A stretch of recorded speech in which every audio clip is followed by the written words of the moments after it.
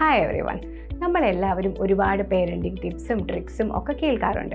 ഇതൊക്കെ കേൾക്കുന്നതിൻ്റെ പിന്നിലെ primary aim എന്ന് പറയുന്നത് നിങ്ങളുടെ കുട്ടിയുടെ ഏതെങ്കിലും ഒരു ബിഹേവിയർ ഫിക്സ് ചെയ്യാനോ ഒരു പെർഫെക്റ്റ് ബിഹേവിയർ പഠിപ്പിക്കാനോ ആണെങ്കിൽ നിങ്ങൾ ഡീമോട്ടിവേറ്റഡ് ആകാനുള്ള സാധ്യതകൾ വളരെ കൂടുതലാണ്.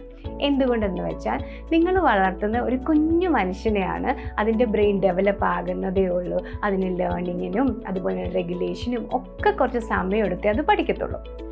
ഈ സിറ്റുവേഷനിൽ എത്ര വലിയ പെർഫെക്റ്റ് പാരൻറ്റിങ് ടിപ്പാണെങ്കിലും ഓവർനൈറ്റ് റിസൾട്ടോ ഇല്ലെങ്കിൽ ഷോർട്ട് പീരീഡ് ഓഫ് ടൈമിലോ റിസൾട്ട് കിട്ടത്തില്ല.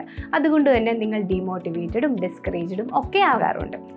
ഈ സിറ്റുവേഷനിൽ നിങ്ങൾക്ക് കുറച്ച് മോട്ടിവേഷൻ നൽകാൻ വേണ്ടിയിട്ട് നിങ്ങളുടെ പെർസ്പെക്റ്റീവിൽ ചെറിയൊരു ഷിഫ്റ്റ് വരുത്തി നോക്കിയാൽ സാധിക്കും. ആ പെർസ്പെക്റ്റീവ് ഷിഫ്റ്റ് എന്തെന്ന് വെച്ചാൽ, നിങ്ങൾ ഒരു ഹ്യൂമൻ ബീയിങ്ങിനെയാണ് വളർത്തുന്നത്. And that human being deserves to be in a calm, gentle, safe environment with lots of love, care, respect, attention. അത് നിങ്ങളുടെ റെസ്പോൺസിബിലിറ്റിയാണ് നിങ്ങളുടെ കുട്ടിക്ക് കൊടുക്കണമെന്നുള്ളത്.